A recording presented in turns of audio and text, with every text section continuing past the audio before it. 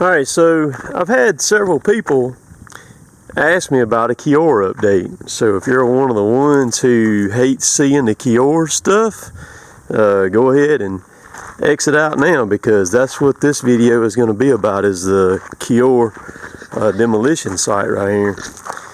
For those of y'all who are fixing to ask what was here, this was a biofuel plant that cost over $300 million that was built here at this location in Columbus, Mississippi, and it never did anything. And the taxpayers of the state of Mississippi were on the hook for like $67 million. You can Google Kior and you can look it up and read all about it. There's a ton of articles on it that talk about it. But this is what's left of it. They completely built this thing. I actually have a Kior playlist that has all the videos on it, and you can see the whole plant the way it was when it was built. Is actually a pretty neat thing here. And this is what it is now. They're demoing it, or have demoed it, and M&M out of Jackson, Mississippi is doing a demo on it. I've got a bunch of videos of the demo. They still got quite a few machines out here. They're moving all the concrete and separating the rebar out now. Is what they're doing now. I'll show y'all the pile of concrete here in a little bit up there that they've got. This was only about it's either 19 or 20 acres, something like that, and they had a massive concrete footings on it. Again, for those of y'all who've been following this, really don't need to hear all this. This is for the people who have not been around or anything like that, and they're just stumble across this video.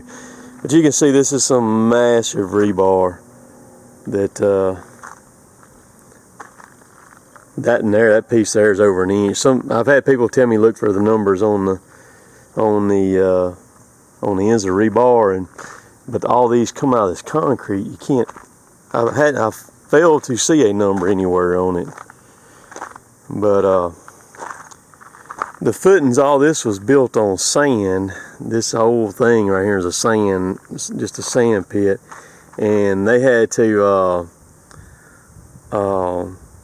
just build some incredible footings on it. And again, you can look at the some of my other videos and see some of the footings that these guys were digging up out here, and all that. But I think at the height of it, I think they had 7 excavators out here. They still got 3 345s out here right now. That one right there, and then there's one sitting over there, and then there's one on the rock pile. They had some 330s like this one right here. They got this 330, and then they got a 200 that's got a reduced tail swing on it over there. It's got a hammer on it too. And this 345 over here has got the big old Genesis shear on it. But I'm going to jump back in the truck here in just a second, and I'm going to ride through and just kind of tour y'all through it here. But this is only building left standing on it. They left this right here. They took the walls out on it where they'd have a shady spot to work on their machines when they need to work on them, and all that stuff like that is what they did. And they had a 700 Volvo excavator out here that they ran for a while. That helped them with the biggest footings, and they have since moved it. It was one of the first machines that left out of here. So I'm gonna ride y'all around real quick, and we'll just get a quick little video out of this deal right here. That's what we'll do. This is another one of their shears right here. There's a video about these shears where me and Brian are talking talking about them. Just some monster sonars in there on those things.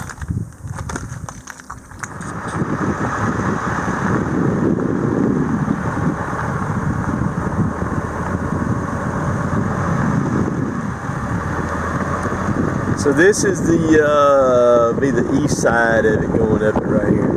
They still got to move that pile of concrete and rebar. I'll show y'all where they're taking all that to here in just a little bit.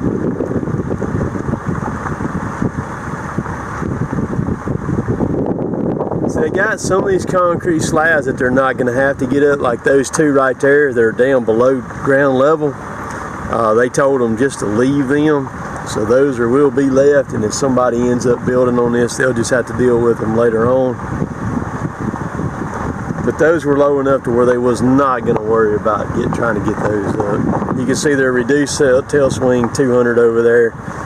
I ran that machine. There's one of their 345s right there also.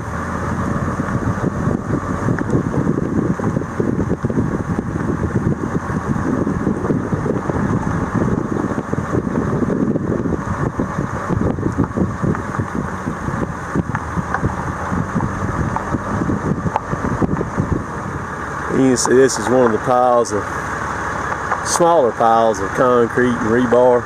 And there's a bunch of rebar and this stuff, boy. I mean, a bunch of it in there. We're going to spin around over here.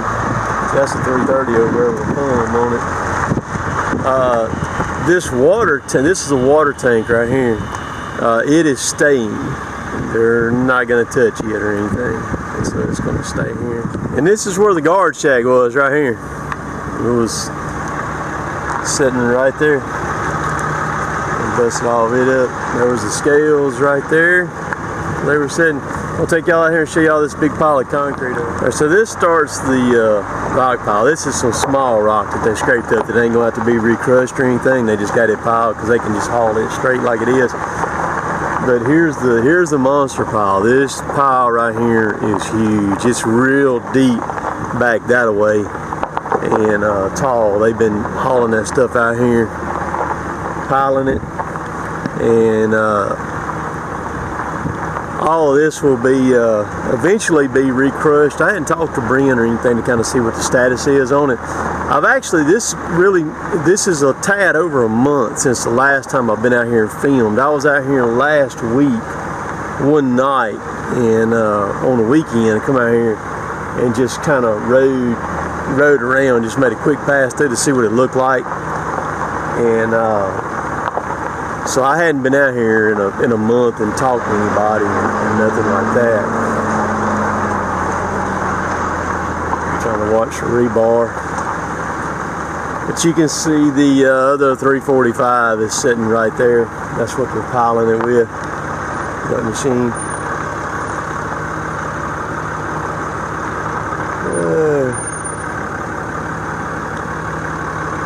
You can see how wide that pile is right there compared to that machine. Dude on a bicycle just rode by waving at me right there. It's a good place to ride a bicycle. Right here.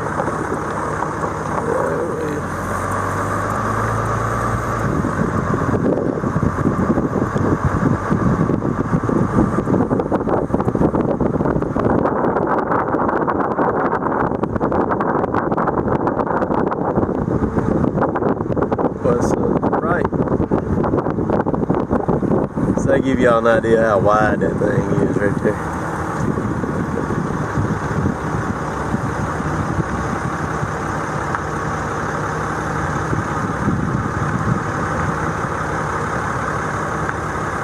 That's quite a few tons of concrete right there. So if you enjoyed the little Kior update, obviously there's quite a few people who wanted an update because I've had a lot of requests for that lately. But also had a lot of people who kind of hated the Kior stuff. That there were some who got on me pretty good about the Kior stuff, which the only reason I hadn't been out there is just because I just hadn't had time to get out there to do it. We've been been starting a little bit earlier loading trucks, and then we've been kind of running a little bit later in the afternoons, and also school has started back, and the softball season has started back too. So my afternoons are kind of jacked up a little bit, if you know what I mean. So what am I doing right now? Tomorrow's garbage day here at the Cotton Top 3 compound, Ponderosa, whatever you want to call it. So I'm about to take the garbage down the road down there. But so I'm gonna end this video here. I'll try to I'll holler at Brian or something, and kind of, you know, over the next couple of weeks or so, probably after Labor Day. We got Labor Day coming up. I'll probably wait till after Labor Day, and probably holler at him, see what they got going on, and all that stuff like that. But so I'm gonna end this video here. I just want to do a closing on it and all that, and it'll be good. All the clickable stuff's right down below. You can check out my website, cottontop3.com.